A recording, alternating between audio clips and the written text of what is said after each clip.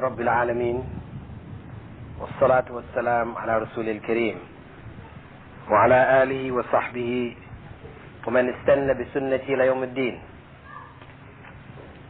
All praise due to Allah, and may Allah's peace and blessings be on His last Prophet Muhammad sallallahu alayhi wasallam, and on all those who follow the path of righteousness until the last day.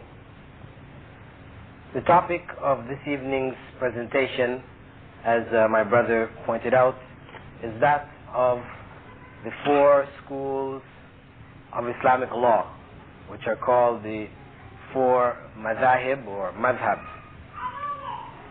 And by this topic, what we intend to look at is the position that a Muslim has to take or is recommended to take with regard to the subject.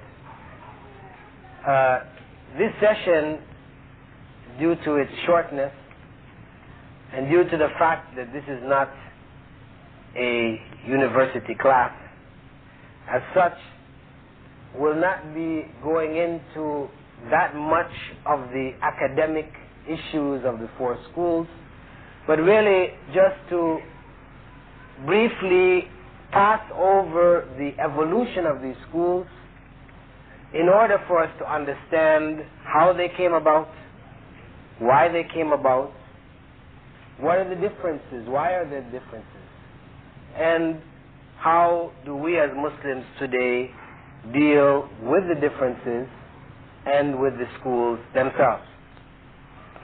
For those of you who would like to read about this topic in more detail, there is a book which I have written. It is called Nabik Tarikh al-Madahib al-Fiqhiyya. In English, it is the evolution of fiqh. In this book, I have gone into extensive detail in explaining the sources of Islamic law and all of the basic things that I'll be covering this evening. But they will be in more detail. All of the evidence, all of the references, etc., can be found there. And inshallah, in the next month or so, copies of this book, as well as others of my books, will become available. Sister Shifa has ordered a number of these books that will be brought here for distribution, and also the Imam of the Masjid, Imam Ihsan, will also be getting some copies of these books.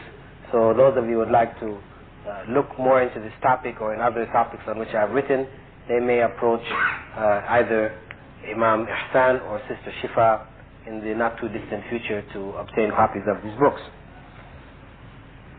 The first point which causes a Muslim who is a thinking Muslim to reflect on the four schools of thought, the madahib, is that the way in which it has been presented to us traditionally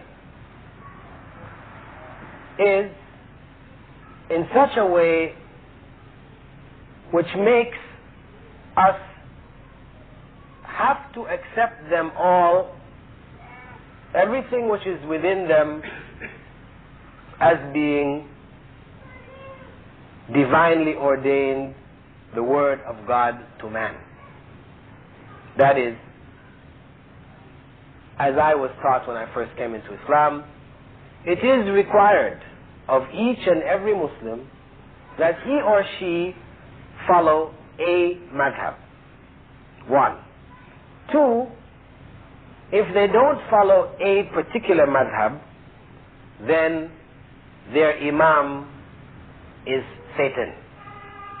So this is to scare us into feeling that we must definitely follow a madhab.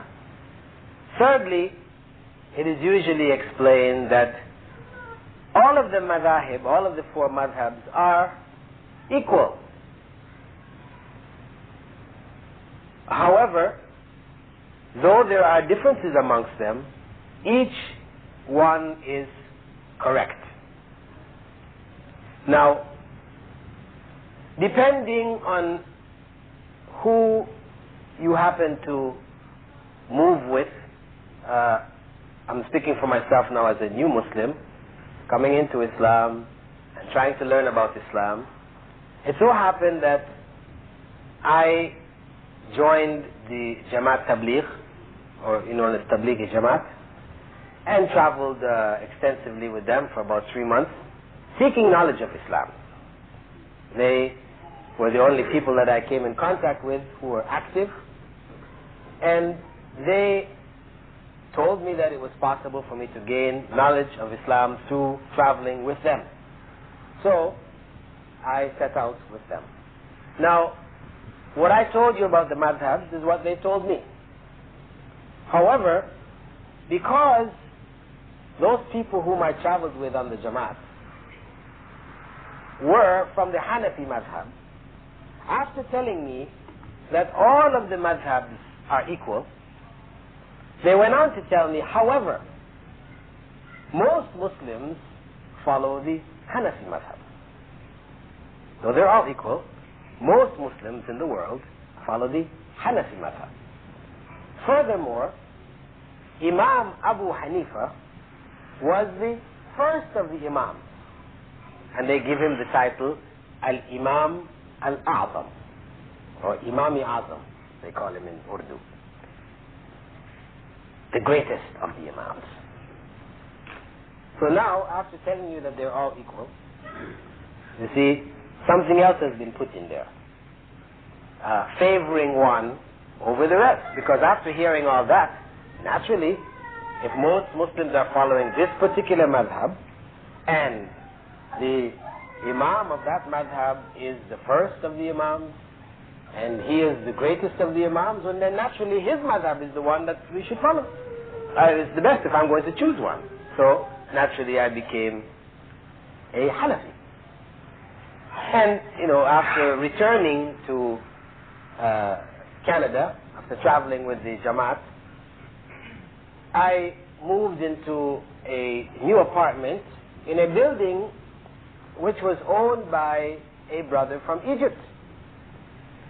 This brother, his father was a student of Hassan al-Banna, scholar amongst the scholars in Egypt. And this brother himself was quite knowledgeable about Islam, and I began to study Arabic from him, Arabic grammar. Of course, in the course of my studies with him, I would ask him different questions, questions pertaining to fiqh, and I found him giving me different answers from the answers that I had gotten when I had traveled for 3 months with the Jamaat Tabligh. And he was bringing evidence to support the positions which he expressed, which were from, as it turned out, the Shafi'i school of thought. And later on, I met some brothers from Sudan, following the Maliki school of thought, who had other answers. And this caused me to start to wonder. There seemed to be something wrong here. Because, though everybody was saying that whatever is in the schools is all correct, what it seemed to imply or require of me was to do something which I rejected in Christianity. When I was a Christian, we were obliged to shut off our brains, turn off our intellect, and to accept an illogical concept that God was one and three at the same time. Because for somebody to accept that God is one, and yet he is three, but yet he is one, this requires an individual to turn off his brain. Because his brain, his intellect, his logic, his senses, good senses, all tell him, no, this is illogical. It doesn't make sense. 1 plus 1 plus 1 equals 3. It can't equal 1.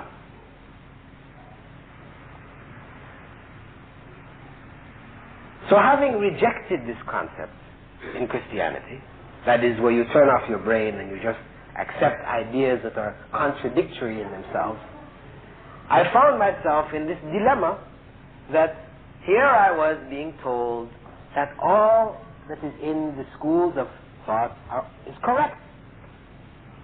And I heard, after asking questions, that if a person, if a man,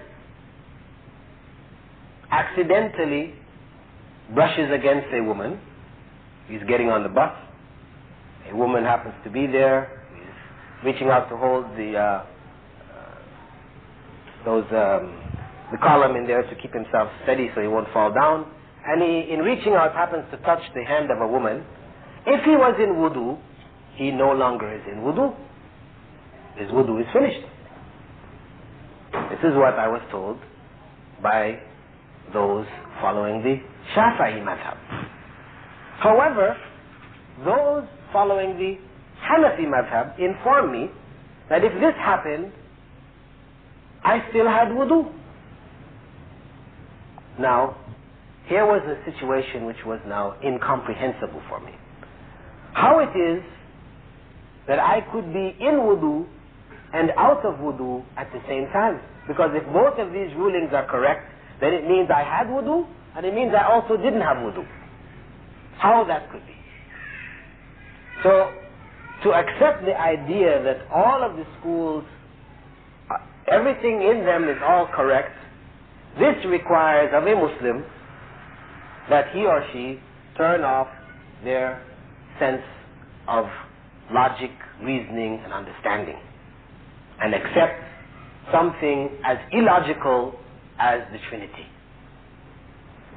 And in fact, Islam has not asked us to do anything like this at all. This led me to set out on a journey seeking to understand the foundations of knowledge in Islam, so that I could put these different things in perspective. And this situation, it may be unique for me because I am, say, a convert to Islam, whereas the vast majority of you here are Muslims having been born in Muslim families, and I hope that by now you have chosen Islam, and not that you are just carrying on simply because you're born in Muslim families, because we all know that Islam is a choice. Islam is not chance. It was just by chance that you happen to be born in a Muslim family. You know that Islam is not acceptable to God. What is acceptable to God is the choice, when you choose to be a Muslim. So, since, as I said, this situation is somewhat unique to myself, I would, however, point out from my own experiences that those people who are involved in Islamic activities, who strive to work for the cause of Islam together as a community, coming from a variety of different backgrounds, they also will run into a similar problem, where differences occur and how to resolve these differences. The first point, what some people have done,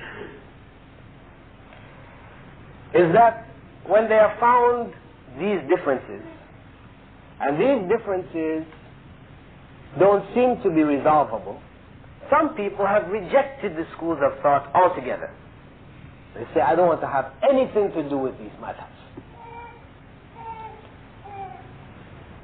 However, this approach is as dangerous as the approach in which people look at the madhabs as being infallible, each and every one of them completely correct. As that creates problems for us, this other idea that we will reject the madhabs altogether also creates problems. Because if one rejects the madhabs altogether, the madhabs which are a result of the efforts of early Muslim scholars to convey to us a methodology by which we may be able to apply the Sharia, if we reject the efforts of the scholars before us, then we also open ourselves up for possible deviation. Because when now we try on our own, with our limited amounts of knowledge, to go back now to the Quran and to the Sunnah, to extract and to make rulings and judgments for ourselves and for others, then it is very likely that we will end up into deviation, unless we are scholars of the highest level, where we have mastered the various, sciences of Islamic study, which is the case of very few. So, what then should a Muslim do? It is important for us to understand, where did these schools of thought come up from? If we have understood, then it is easier for us to determine how should we deal with them, what should we do. The first point I would like to make is that there is a difference between what we call fiqh and what we call sharia. Though in English both of these terms are commonly translated as being Islamic jurisprudence. Fiqh, Islamic law; sharia, Islamic law. Although they're translated commonly in English as being one and the same thing, in fact they are different. And the fundamental difference is their origin. Sharia represents the divine laws as revealed in the Quran and the Sunnah. In the Quran and the Sunnah, because these were both sources of revelation. The Quran, the direct word of God to man; the Sunnah, the indirect word of God to man. Fiqh, on the other hand, represents an attempt by scholars through the different generations to apply the Sharia to their circumstances, the circumstances of their lives. As such, what fiqh represents is human effort, human understanding, human interpretation. As such, it is fallible. It is not revelation, therefore it will of necessity contain some errors, because perfection belongs only to God. The second major difference between the two is that Sharia is unchangeable. From the time of revelation till the end of this world, the Sharia will always remain the same. However, in the case of fiqh, fiqh will vary based on the information that scholars receive, the changes, the differences in circumstances which they find themselves. And the example which I gave of that to you all in the previous lectures is the classical example of smoking, where 500 years ago Muslim scholars ruled that smoking was makruh, that is disliked. If you didn't do it, you could get a reward, but if you did it, there was no sin on you. However, that was based on limited knowledge, on the knowledge that the only harm which came from smoking cigarettes was that of bad breath. And the ruling in Sharia regarding things which produce bad breath is that such things are considered makruh for Muslims to partake and to be amongst other Muslims, to come to the masjid.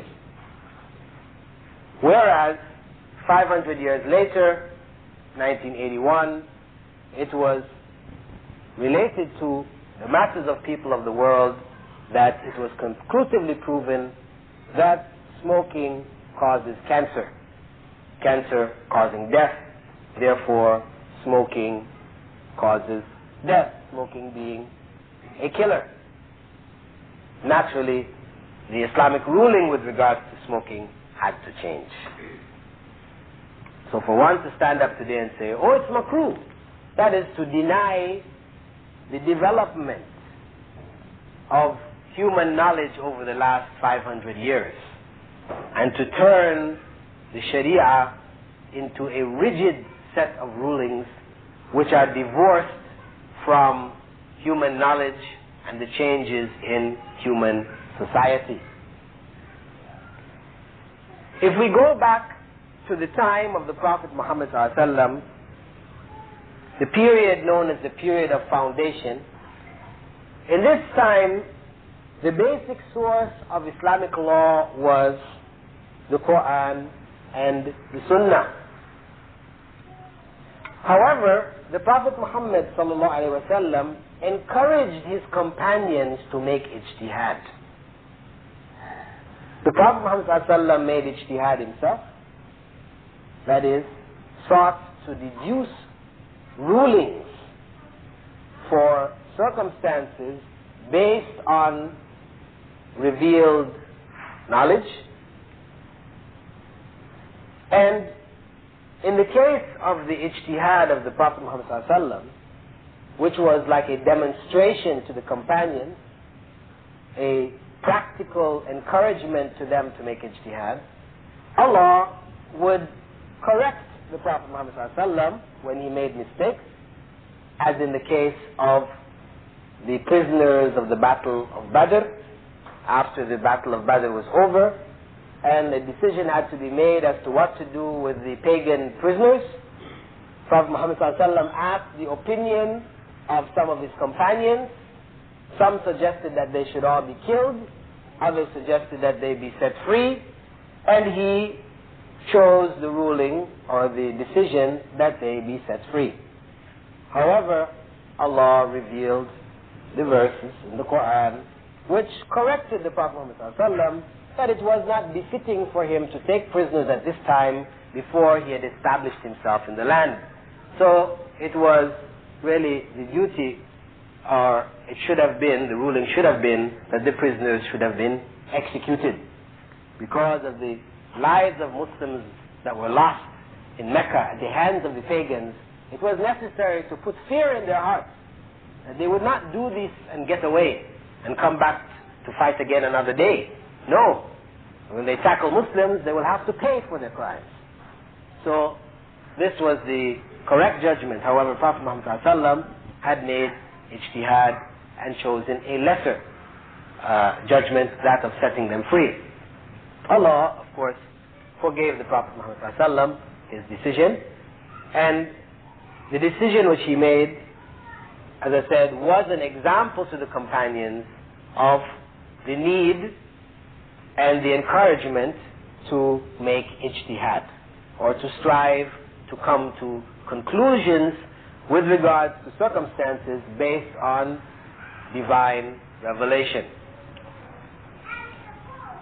We also had, in the case of the Sahaba, circumstances where they made ijtihad, and this ijtihad was not a source of law.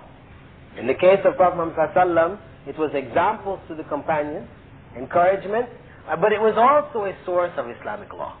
Because Allah would either approve the decision, the ijtihad made by the Prophet Muhammad ﷺ, or he would disapprove and correct it. So, however it was, it became a source of guidance and knowledge, law for the Ummah.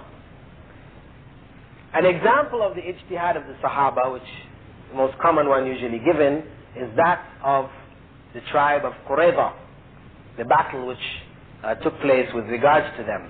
The Prophet Muhammad ﷺ had instructed his companions to hasten to the fortress of the Jewish tribe of Qurayza.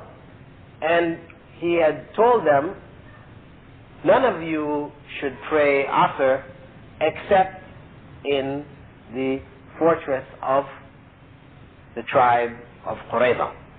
The companions went on their way, hastened. However, the time for Asr came whilst they were in the middle of the journey to the area of Qurayza. Some of the companions reasoned that what the Prophet Muhammad said was we should not pray Asr except in the area controlled by the clan of Banu Qurayza, that we should just keep on going. Others reasoned that the intent of the Prophet Muhammad here was to encourage us to hasten to Bani Qurayza, to the place where the Qurayza tribe controls. But the basic principle of making one's prayer in its appointed time, this principle must stand. As Allah said in the Quran, that Salah is at prescribed times. So they stayed back, made their Salat al-Asr. The others who decided they would take Prophet Muhammad's statement as he said it, literally, they continued on. After the battle, the companions mentioned what happened to the Prophet Muhammad, and he did not chastise either of the two groups of companions. However, he himself, on his way, when the time for Asr came, prayed on the way. He did not delay Asr into the time of Maghrib. So his action actually confirmed the understanding of the group which interpreted the Prophet ﷺ's statement as being one encouraging them to hasten, as opposed to one which was to be taken literally. However, the Prophet ﷺ did not chastise the other set of companions, because what he had said could have been interpreted in both ways. And instead, he gave a principle at that time to the companions which became a basis for ijtihad in Islam and how we should view ijtihad. In it, Prophet ﷺ said, "Man ijtahada fa'asab falahu ajran."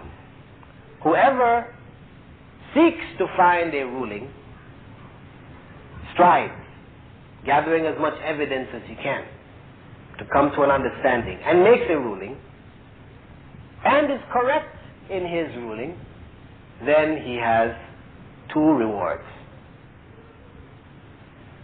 But whoever strives and is incorrect, such a person has one reward.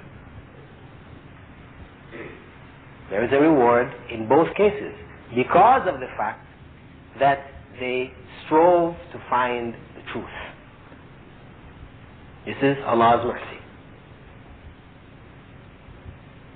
However, this does not include a person who makes a ruling out of ignorance, because Prophet Muhammad had said that there are three judges, three categories of judges.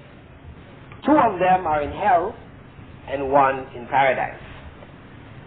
The one who has knowledge and judges according to that knowledge goes to paradise. And the one who has no knowledge and judges goes to hell. Whether he is right or wrong.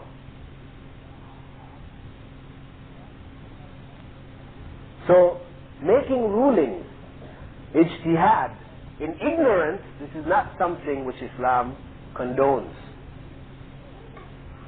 It is necessary for us to attain the reward which Allah has promised for making judgment for ourselves or for others, our families, whatever, that we must gather the knowledge, as much knowledge as we can on a given subject, and then we make a judgment.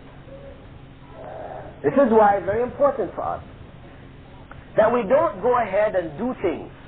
You know what you commonly find is people, when people like myself who have studied or whatever come to an area, you will find people coming to them and say, "I did this, is this okay? I did that, is that okay?" No. What you are supposed to do is to find out first. Then you do. Don't go ahead and do it make a decision, and then you go to find out is it okay or not. No. That's putting the cart before the horse. You must gain the correct knowledge first. You go and seek.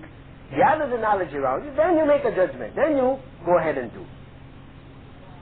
You may still ask afterwards. However, you have striven to find out the correct path. Now, in the period following that of Prophet Muhammad ﷺ, we find that period, the first part of it, being that of the righteous caliphs. The four righteous caliphs. Abu Bakr, Omar, Uthman, and Ali. May Allah be pleased with them all. In this period of time, we find the other two basic components of Islamic law of fiqh being added. Rulings in that period of time were made in accordance with Quran and Sunnah and ijma'. Whatever the companions all agreed upon became a source of Islamic law, based on the statement of the Prophet ﷺ that the nation of Muslims would not agree upon something false. And the fourth principle, that of what is known as qiyas, or deduction by way of analogy, this also came into being at that time. An example of ijma' is that of the pre-adhan of Jum'ah. The pre-adhan of Jum'ah. People call it the first adhan. It is the pre-adhan, because there is only one adhan. In the time of Prophet Muhammad ﷺ, the only adhan which was called was when the Imam, Prophet Muhammad ﷺ, came in, said, Assalamu alaikum wa rahmatullah, and sat down. Adhan was given. That's it. In the time of Abu Bakr, it was the same. In the time of Omar, it was the same also. It wasn't until the time of Uthman that the marketplace became so large, and the noise, when people are in the marketplace selling and buying, screaming, shouting, it became so noisy that the adhan which was to be made in the masjid could not be heard. So Uthman gathered the companions together to try to find a solution, and it was proposed that a pre-adhan be made. A pre-adhan, a person was sent into the marketplace who would then call an adhan in order to inform the people that the adhan for Jum'ah was coming soon. So start closing up your shop, go make your wudu, and head towards the masjid. This was the intent.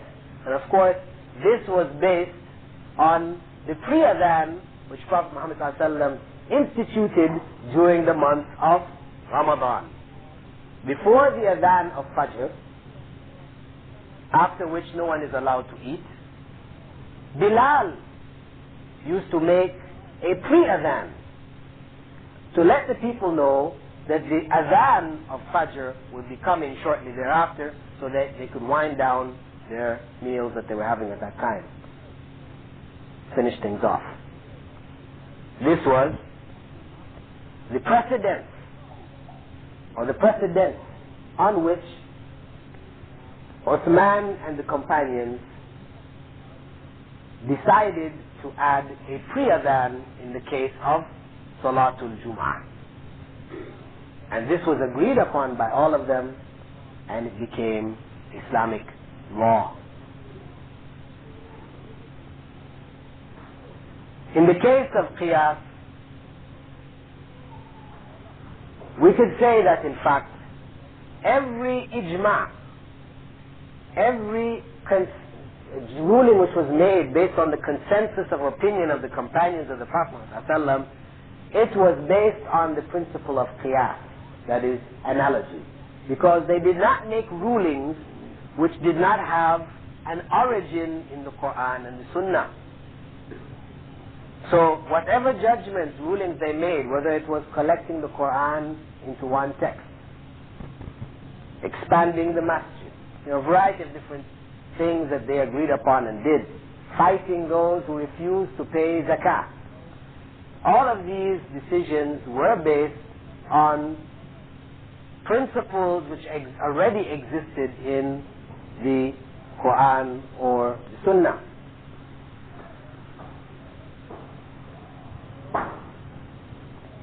During the period of the righteous caliph, which lasted almost 30 years, we found that the madhab, if we say that the madhab in the time of the Prophet Muhammad ﷺ, or the school of Islamic jurisprudence, was that of the Prophet, there was no other school of Islamic jurisprudence in the time of the Prophet Muhammad ﷺ. In the time of the companions, the caliph, the school of jurisprudence would then be the school of the caliph himself. Abu Bakr, he made rulings and judgments, and the rest of the ummah, including the leading companions of the Prophet ﷺ, went along with his judgments. Even though they may have disagreed with him, they went along with his judgments. When Umar took over after the time of Abu Bakr, then he would change some of the rulings of Abu Bakr. He would change some of the rulings and you put in its place his own, what he considered to be the most correct ruling. And in his time, then all of the remainder of the companions, they would follow his rulings, even if they disagreed with him on certain issues. So we could say that the school of Islamic law during the time of the caliph was that of each of the caliphs themselves. After their time, we have the era known as the dynasty of the Umayyads. This lasted approximately 100 years. And in this period of time, the leadership decayed. The caliph soon deteriorated into kings who carried the title of caliph. People who did not apply the Sharia with the kind of care that it was applied in the time of the righteous caliph. We found a deterioration taking place. As such, the Ummah no longer accepted the decision of the caliph to be the madhab, or the final decision with regards to Islamic law. What you found then is that Muslim scholars arose in different parts of the Ummah, in different parts of the Islamic state, who would make rulings based on the needs of the people in the various areas.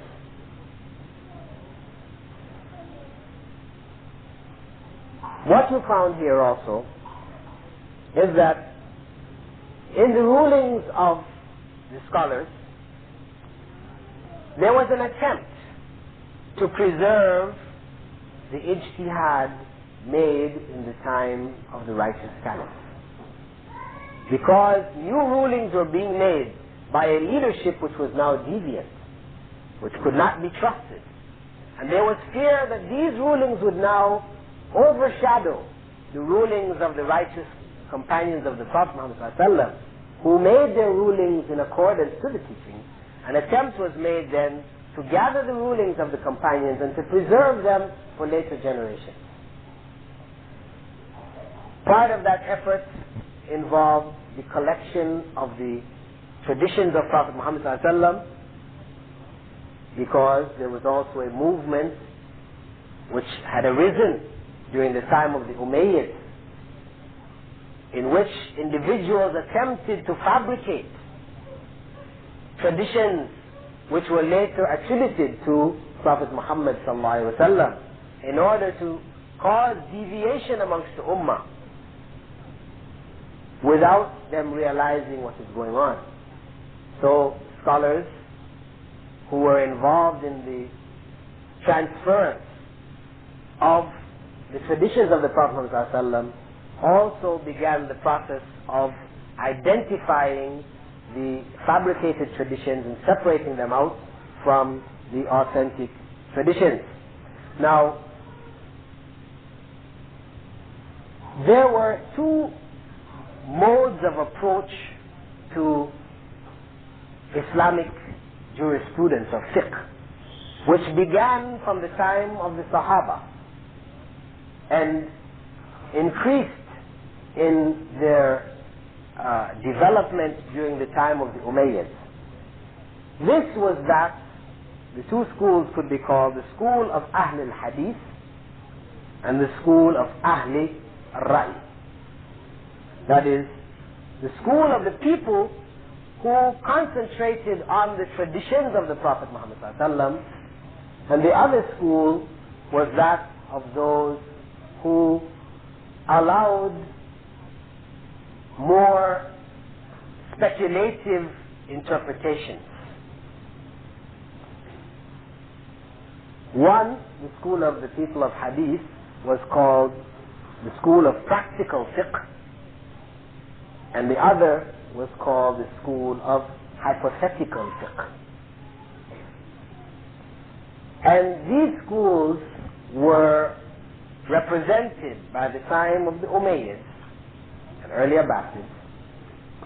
They were represented by Abu Hanifa, who was in Iraq, representing the school of hypothetical fiqh, and Malik in Medina, representing the school of practical fiqh.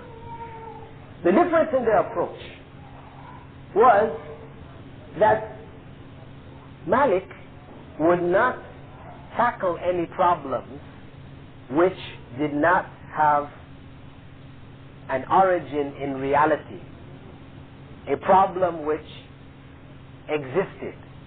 In his circles of learning, whenever someone approached him, saying to him, what would be the ruling if so and so happened, he would say, go to Iraq.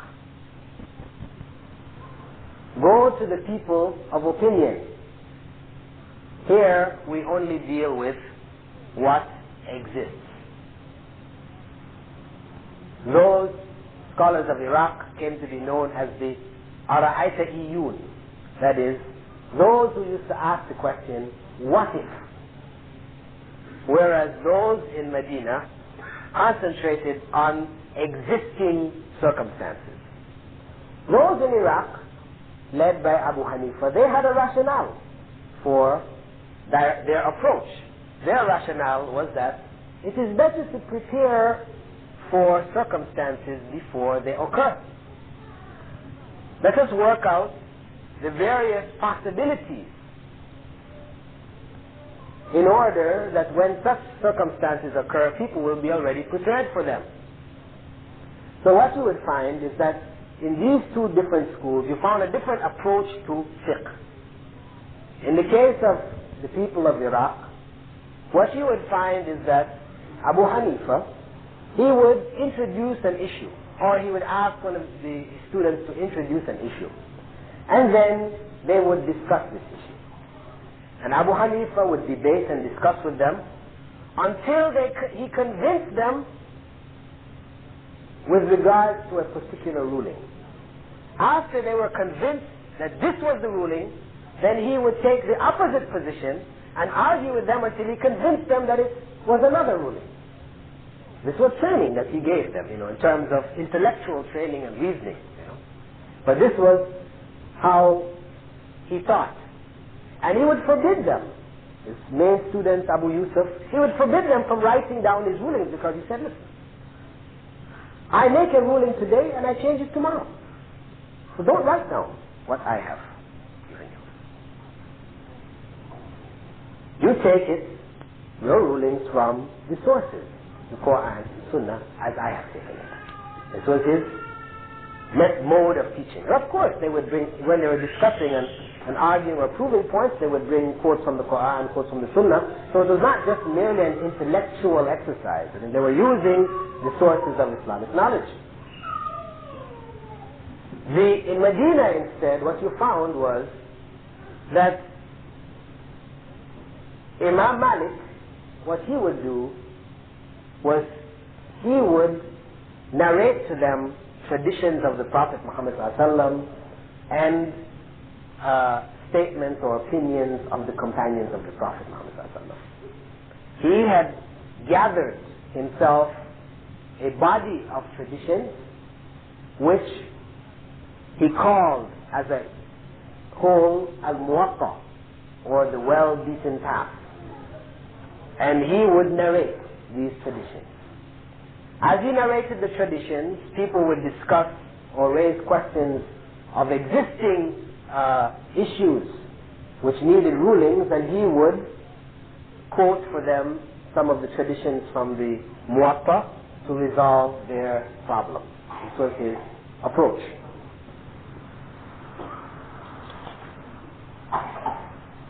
It should be noted at this point that the number of schools of Islamic law were many. Not just the 4 that we know about. There were 10s and 20s, 30s and 40s. There were many different schools of Islamic law. And the scholars who headed these schools were as great as the 4 scholars who we now know as the founders of the main 4 schools which we follow. Some people mistakenly think that the reason why we only have 4 now and there were 10s, 20s and 30s before is because these 4 were the most outstanding, the most knowledgeable of all of these. This is why theirs remained and the others disappeared. But actually, when you go into the history of the various schools of Islamic law, you find that the scholars who were the contemporaries of Abu Hanifa, Malik ibn Anas, Shafi'i, and Ahmad ibn Hanbal, these scholars who were their contemporaries were as knowledgeable as they were. In some cases, they were more knowledgeable. However, their schools of law disappeared for a variety of different reasons. For example, you had the Awza'i school. Most people never even heard of Awza'i. Imam Awza'i. He was a contemporary of Abu Hanifa and Malik. He had a school which was as strong, with as many followers in the area of Syria. However, in time, his school disappeared. It was very strong, and he was a scholar of the 8th century all the way up until the 10th century. For 200 years, his school was a prominent school in Syria, Palestine, Lebanon, and in Spain, in Jordan included. This was the main school of that area. However, in the 10th century, the leading scholar who was appointed as the main judge for that region, his name was Abu Zar'a, and he was from the Shafi'i school of thought. And as the judge based in Damascus, he offered 100 dinars for anyone who memorized the concise book of Shafi'i jurisprudence known as Mukhtasar Muzani. And the students who were studying in the schools at the time, were encouraged through the offering of such a prize to memorize this book. And of course, in memorizing this book now, this was a book of Shafi'i fiqh, then you found Shafi'i fiqh was starting to take precedence over Awza'i fiqh. And by the 11th century, the Awza'i school of thought had disappeared. Not because Imam Awza'i was a lesser scholar than Shafi'i or Abu Hanifa, no, but simply because of this political appointment and the offering of a prize for the memorization. Because what would happen also is that Abu Zar'a, being the chief judge in Damascus, when he was appointing local judges, he would appoint judges who were following the same madhab as himself. So this was further encouragement to students who are studying that if we want to get an appointment after we graduate, then it's best to learn the Shafi'i madhab. You see? So this political method was the main reason why this school of Islamic law died out. Another example is that of the Thawri madhab, which was based also in Kufa. And he, Imam al-Thawri, Sufyan al-Thawri, was a contemporary also of Abu Hanifa. However, during the Abbasid era, Al-Mansur appointed a governor to the region of Kufa who demanded that Sufyan al-Thawri become a part of the official judge structure, judiciary of the region.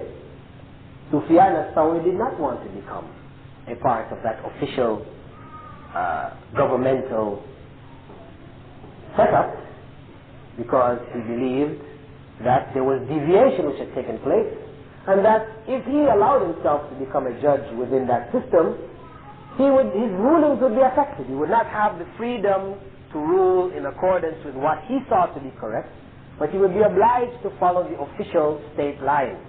So, when the appointment or the order to come for appointment was sent to him, he tore it up and threw it in the Tigris. And of course, when he did that, he was also obliged to go into hiding, because now the governor, when he heard of that, he sent people to track him down and bring him for judgment.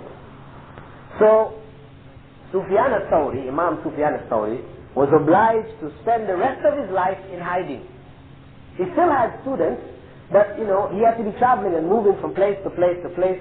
So naturally, it was difficult for students to keep up with him. And in fact, actually, before he died, he instructed his main student, Ammar ibn Saif, to erase all of his writings. He instructed him to erase all of the rulings that he had written down from him. Because, as he felt, the rulings were rulings he made based on Quran and Sunnah for his time and his era. It wasn't to be something for all times and all eras. So he instructed that they be erased.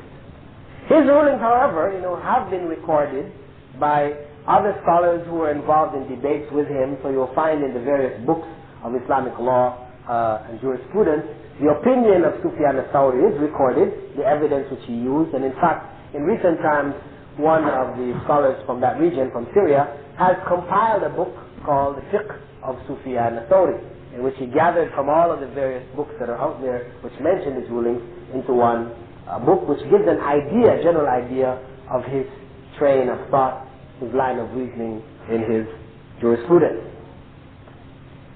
The third example I'd like to give of major scholars of that time, and this is just so you will understand that there were major scholars and there was a reason why these scholars and their schools of thought no longer exist, is that of Imam Layth ibn Sa'd.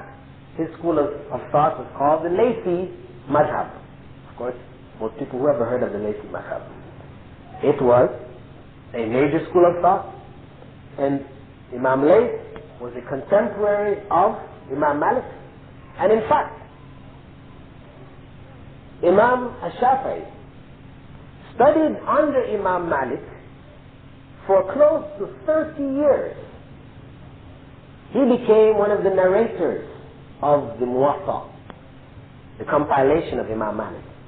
After studying under Imam Malik for 30 years, after Imam Malik died, then he went to Iraq to study under the students of Abu Hanifa, because Abu Hanifa was by that time dead. And after studying under them, under Muhammad ibn al-Shaybani, and